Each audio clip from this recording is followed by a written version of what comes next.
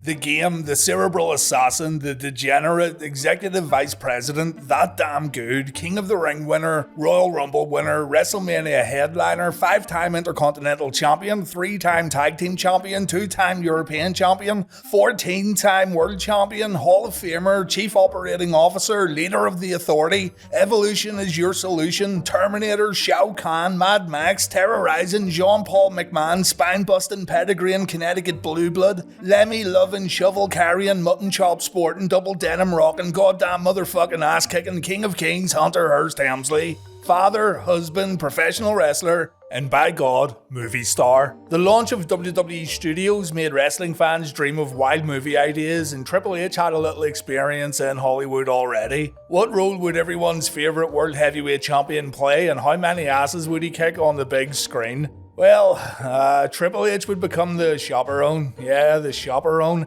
This movie was released in 2011, and by this point, Hunter had achieved everything he could in the land of pro wrestling. WWE Studios gave opportunities for great superstars to get featured in shit movies, and so Hunter tried his luck, and from what I understand, the Chaperone movie was truly awful. Now, I've never watched this movie, I knew better. Why ruin your perception of a superstar by enduring god-awful films that didn't benefit anyone? Not the viewers, not the wrestlers, not the WWE's bottom line. If I want to see Triple H, I'll stick to pro wrestling, thank you very much. But hey, today's the day. You guys seem to like it when I put myself through absolute hell, and you know what? I see it as a challenge. Maybe, just maybe, I'll be the contrarian asshole who says, you know what, this wasn't as bad as what people make it out to be. I'm not a big movie guy, but I'm a pretty big Triple H guy, so I'll perhaps get something out of this movie that others wouldn't, maybe.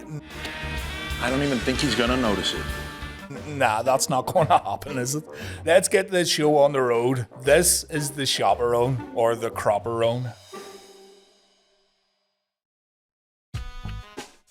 First of all, I had quite the nightmare trying to find this movie. It wasn't on Netflix, it wasn't on Amazon, even though I tried a VPN. I tried every legal avenue I could think of actually, and I couldn't find this film anywhere online. I know enough to know that money shouldn't exchange hands in order to watch The Chaperone. I wasn't fucking buying this on DVD. So some nefarious methods were used to get this movie into my PC. Apologies for the bad quality every now and then. It starts off and Triple H is in prison. He looks badass and you instantly wonder why he's doing hard time. Did he steal some merchandise at a WWE event? Did he attempt to take over the WWE empire by killing off all the McMahons one by one? He talks to a doctor/radio host who apparently helped him while inside, and he says he's going to be a better man before whacking some poor inmate. He then gets his shit together. We learn that he spent 7 years inside and he's done a lot of self-improvement. The screw at the prison says he'll keep a light on for Hunter. Sorry, Ray, his name is Ray. He'll keep a light on for Ray because guys like him always end up coming back. Some J-Brone that tries to give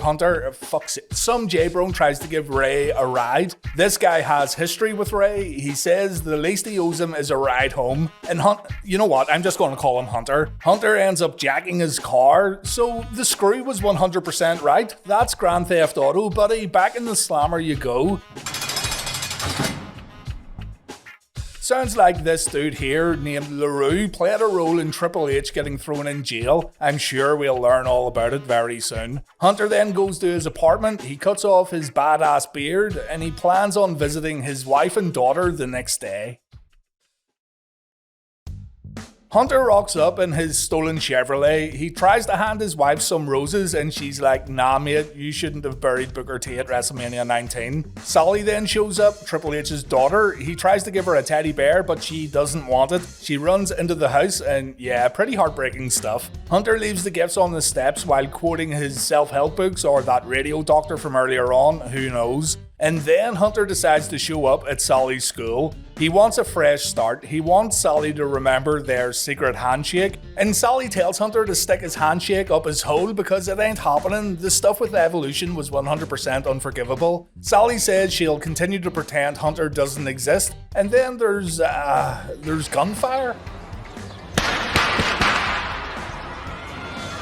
No, it's two kids fighting. What the fuck? Ginger Perm here let off a firework and it nearly blew off this other kid's ear. Triple H breaks it up while quoting the art of war and threatening to nail these little fuckers with pedigrees. Ginger Perm seems impressed that Hunter knows the art of war by Sun Tzu. Some principal or teacher or I don't know, someone makes the kid scram, and then we meet Miss Miller, one of Sally's teachers, played by Yardley Smith, the voice of Lisa Simpson.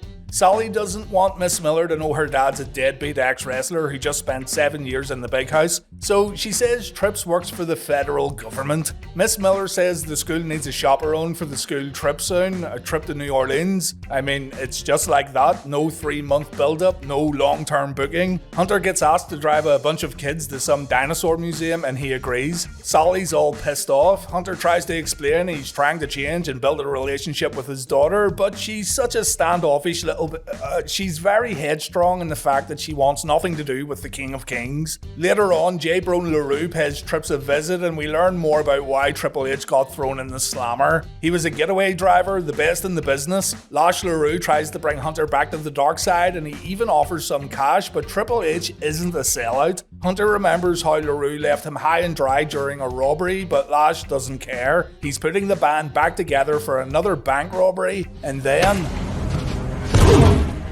Spinebuster, hit him with the Spinebuster. Now Triple H, there it is! Patented Spinebuster! Hunter cuts a promo on LaRue and he tells him to slide on. Hunter then meets his wife's new man and oh boy, here's Marvin the Martian. Marvin licks the face off Mrs. Helmsley and Trips can't get over the fact that his replacement is a balding doctor named Marvin. Hunter wants to build bridges. Big Mummy Helmsley says he needs to get a job because he's a fucking loser. He then leaves and she closes the door, clearly wishing she had the cerebral assassin back in her life and not Marvin the Martian. Trips then tries to get a job. He knows nothing about smart cars or hybrid cars. He loses the chance to work as a chef because it's all organic food and he makes fun of his boss not having any meat. Yeah, times are hard for the game. Triple H and those damn jobs. His apartment then goes up in smoke. Could it get any worse? And check out how sympathetic this cop is. Man, it's rough. Heartless, absolutely heartless. So Trips decides to meet LaRue. He wants to know about this upcoming bank job, and LaRue gives Hunter some money while saying, "Welcome back." No, Hunter, don't do it. The kids then start getting on the bus. Ginger Perm's here, Firework Ears is here, we've got Nasty Nick, the stoner bus driver, and of course, Sally Helmsley. Trips, meanwhile, is driving his unsavory friends to the bank to pull off the heist of the century. They pull up to their location, the boys mask up while Trips waits in the car, but then he sees the kids getting on the bus and Hunter decides to leave his criminal compadres in favour of the school bus filled with annoying teenagers. A flashback sequence is what makes Triple H get up and leave. He remembers WrestleMania 12 and the loss to the Ultimate Warrior. If there's a shot at redemption, this is it. So Hunter gets on the bus. Miss Miller confirms Trips is the chaperone while Sally looks like she's gonna rip her dad's head off. The lads rob the bank, they get in the car, and Triple H has been replaced by John Cena. Trips threw the car keys away, so the boys get out and they try to get away on foot. One of the guys, the one holding all the stolen cash in a bag, ends up tripping over and the bag of cold hard cash gets mixed in with the kids' luggage. So we know where this one's going, don't we? On the bus, Sally cuts a promo on Daddy Helmsley, pretty much telling him he should just fuck off, but Hunter's gonna persist. The guy who mixed up the bags ends up getting scooped by the cops, while LaRue and the other guy jack a car. They notice Hunter's on the bus. They know the bus is headed to New Orleans, so the chase is on. Before that, though, we get some Biff and Back to the Future nonsense when LaRue smashes into a truck filled with diapers. Used diapers, so those are diapers with shit in them. So they decide to ditch the car and jack the truck. Side note, guys, I'm already regretting watching this film. This sucks the big one, but just like Triple H, let's remain persistent. The cops show up at the bank to get some clues on the robbers. Let's call this guy Shit Hot Sam, and this guy here is Create a Cop 3. The cops find the car keys and they have fingerprints. Oh no. Meanwhile, on the bus, Trips wants to talk to his daughter, but she's sitting there all stone-faced. Ginger Perm spits some paper on the game, and check out the game's reaction. Stop the bus! You heard me, I said stop the bus. Nasty Nick pulls over and it's time for Ginger Perm to pay the consequences. Hunter tells Ginger Nuts to hand over the weapon, the straw gets destroyed, and then Tripp says this. I'm the chaperone. Hunter tells everyone on the bus they all need to shut their stupid mouths and they need to stop arsing about. If they don't, pedigrees. Every single brat on this bus, including Sally, will get pedigreed. The kids then shut up, but Miss Miller tells Trips he shouldn't have done that, lawsuits up the ass. So Trips hands over the straw and he tells Lisa Simpson it's her turf. The kids then speculate that Triple H could be a CIA agent, or maybe he could be a member of D-Generation X. Hunter, meanwhile, moves to another seat and he gives relationship advice to another teacher who wants to violate Miss Miller. Another shot at talking to Sally, another rejection, but this suave mother lover named Josh shows Hunter appreciation for being such a badass, and it's clear that soppy Sally here likes Big Josh. Shit-Hat Sam and Create Cop 3 have sussed out that Triple H had the car keys. They visit the bank robber who got scooped and he's delusional.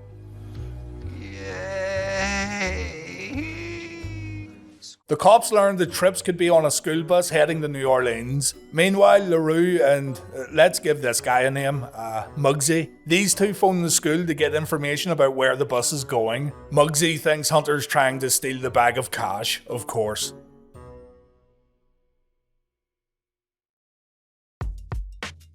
The kids arrive at Dinoland Museum. Lisa Simpson can't get the kids to behave, so the game demands attention while throwing in a few lines he learned in prison. Miss Miller catches on, but she doesn't say anything, while Josh thinks this is the best thing in the world ever. What a mark. They get into Dinoland and there's no tour guide, so take a wild guess who leads the tour. Go, guess.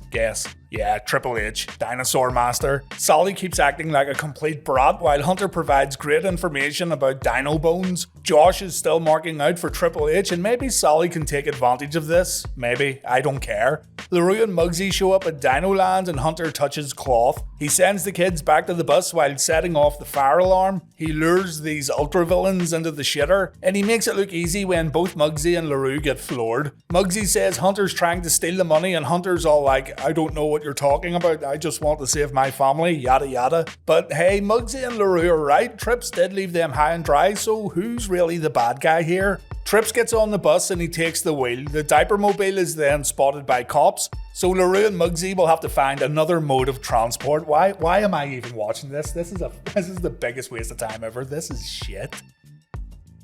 The kids go on a tour around New Orleans and look, Triple H is beside the rib room. It's a fucking rib that this movie ever got released. Trip searches the bags while the kids go walkies and yep, there it is, the money. LaRue phones and he says he wants his cash back. Hunter agrees to bring it over, but then Shit-Hat Sam and Create a Cop 3 show up. Lash LaRue thinks Trips just set him up again. Triple H puts the money back in the coach and check out LaRue and Muggsy's sick disguises. The cops don't get the bad guys, so the chase continues. Meanwhile, Sally and Joshy Boy talk a little. Josh talks about how amazing and gorgeous Triple H is, and he even blows off the popular chicks so he can hang out with the seed of Hunter Hearst Helmsley. LaRue and Muggsy then visit some old friends to get some backup. Trips drives the bus around New Orleans and it looks like Miss Miller wants to get a little spicy with Triple H. Ooh la la. They pull up to the hotel, Hunter gets the bag from Stoner Nick, and LaRue gets a phone call. Trips wants to give the money back, but LaRue and Muggsy want nothing to do with it. This double-crossing, backstabbing professional wrestling bastard can't be trusted. Just ask Batista, Shawn Michaels, or Randy Orton. The bad guys here are out for blood.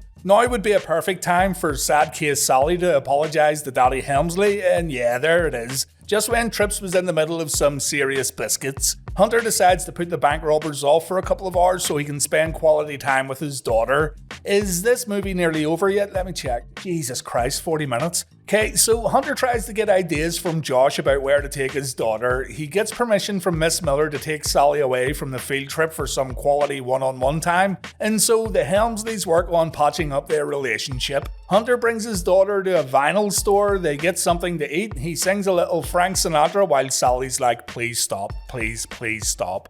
On the ground I pick myself up, dust myself off, start all over again.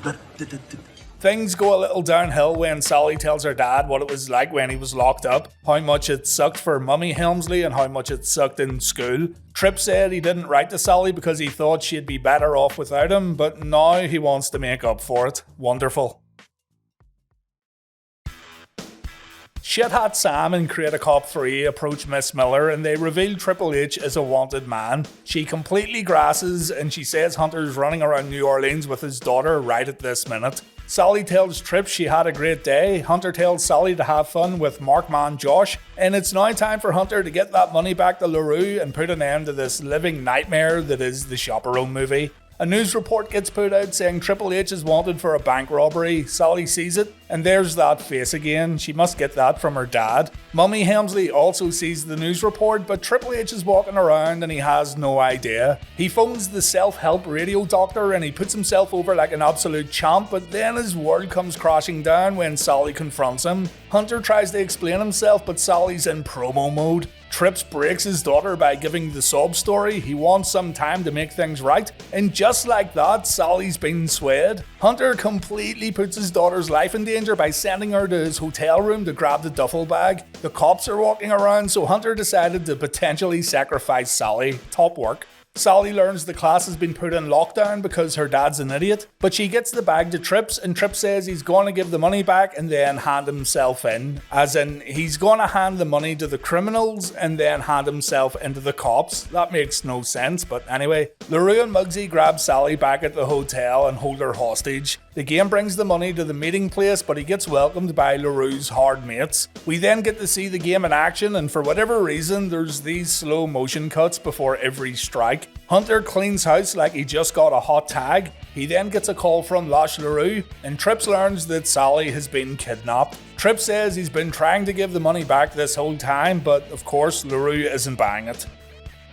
Back at the hotel, Miss Miller realizes Sally's missing. Hunter, meanwhile, gets a taxi to some random graveyard and dollar store Morgan Freeman is the driver. Trips tells Muggsy to put Sally in the taxi. The trunk then opens, Muggsy grabs the bag, and wouldn't you know it, wouldn't you fucking know it, it's the wrong bag. Oh, what a terrible turn of events. Sally wants dollar store Freeman to stop driving, but Hunter told Morgan to get his daughter to safety no matter what. And now Trips is in a world of trouble. There's no booking yourself out of this predicament. No amount of backstage politics will save our hero now. LaRue completely negates any threat he may have posed by saying, I'd shoot you now, but I need that money. Fucking hell. Trips explains that he isn't a criminal anymore, he has no reason to steal the money. He even shows the boys his self-help book, but it doesn't help. At the hotel, the cops want Sally to grass on her own dad, but she won't do it. She can rely on Supermark Josh though to believe her that Hunter's innocent. Ginger Perm and Firework Ears agree to help Sally track down her dad, and check it out, Super Nerd to the rescue with his supercomputer.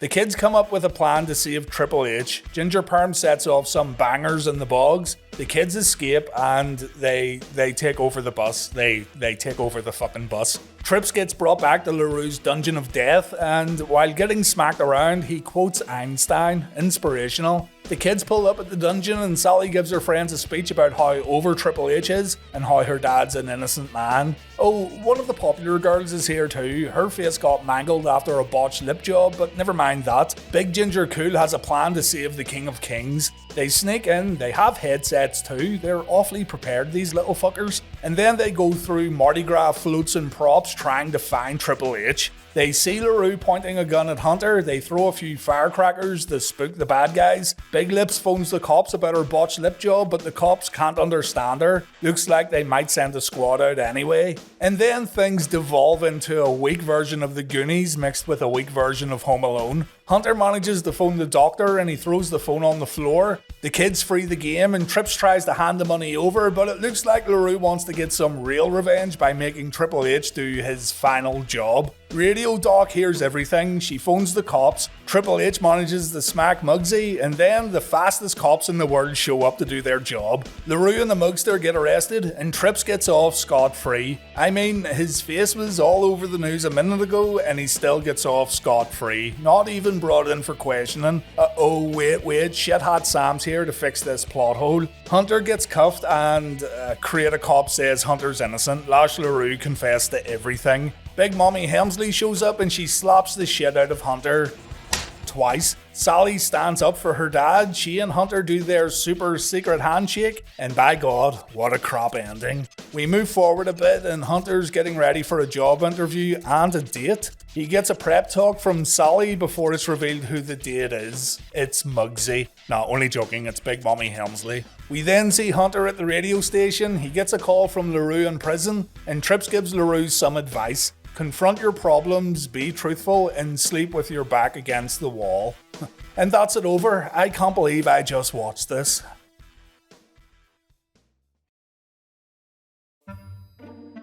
So, as fully expected, The Chaperone sucked. I don't watch a whole lot of movies, but I can still tell a good film from a bad film, and this was bad, comically bad. But I will say this, Triple H wasn't horrible. He's not going to win any Oscars, like, ever. But compared to other wrestlers in movies, I don't think he was all that bad. The plot was bad though, the jokes were bad, the other actors ranged from okay to annoying. Yeah, just don't waste your time. You'd have to be a super ultra Triple H fan to endure this in 2002, or some idiot with a YouTube channel with a knack for putting himself or herself through deep piles of dog shit. It tries to be charming, it tries to pull at your heartstrings, but it just doesn't work. It's another case of the critics getting it right, and I should have known better. I really should have known better. There's a reason why this was tricky to find online. Nobody wants anything to do with it. And now you know what happens in this film, you don't need to watch it at all. The moral of the film though, the moral of the story is the moral of the story is try to be no, he didn't do that either. You know what, I'm just going to watch a Triple H match, it makes way more sense. Thanks for watching guys, and take care.